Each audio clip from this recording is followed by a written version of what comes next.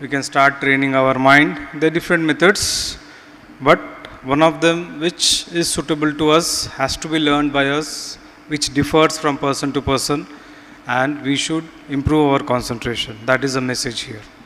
So to explain this point, I would like to narrate an incident from our holy book, Mahabharata. Most of us know this incident already. Still, I would like to requote it.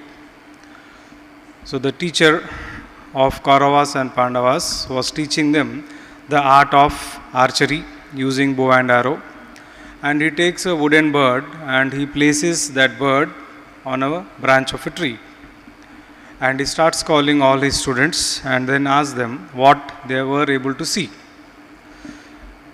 The students, that is the Kauravas and Pandavas, they gave different answers. Some of them said that they were able to see the tree, some of them were able to see the bird, branch, some of them were able to look at the bird as well as the eye of the bird, some of them were able to see the beak of the bird also, so on.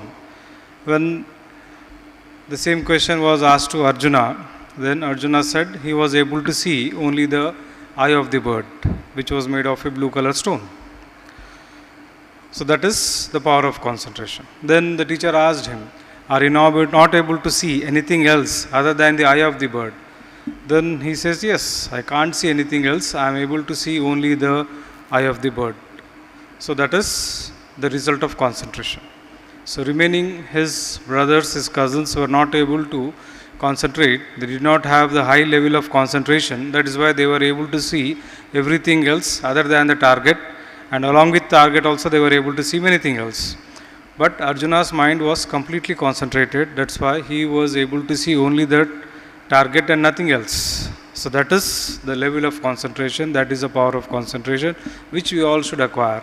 When we have that, when we reach that, then whatever we wish for will be ours. So when we don't have concentration, just if you take for example, we have the spoken English students, basic and junior level students, online as well as offline, now after some time have a class test. So when we look at the paper, what thoughts come to our mind? Variety of thoughts come to our mind. They storm our mind. Some are positive, some are negative, some disturbing, some useful.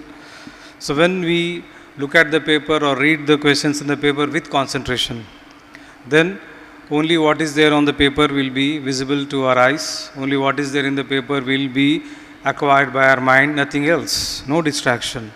Then we'll be in a better way, better position to answer the questions in the right way.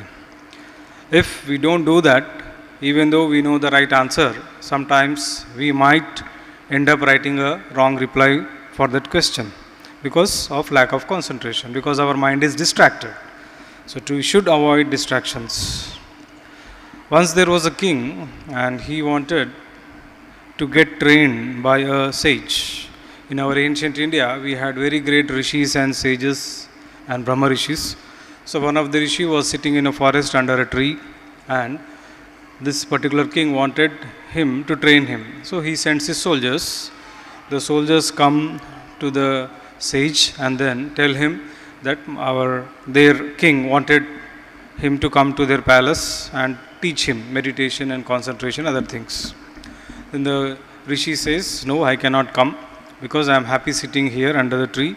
So if he wants to come, let him come and meet me. Then immediately the king comes there and then he says, please come with me. I will give you all the wealth in the world, all the power, whatever you wish, I will give it to you.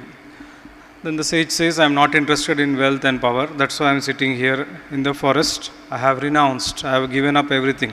So I have no desire for anything. So you cannot tempt me.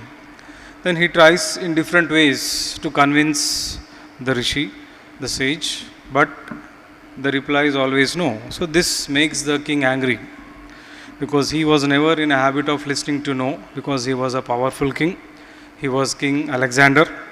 And we know Alexander the Great, we call him Alexander the Great because he could capture most part of the world through his might and power and military skills. So because of that pride, he could not accept no from the rishi. And then he tried to force him. He tried to threaten him. He became angry and started shouting at the sage. Then the sage was smiling at him.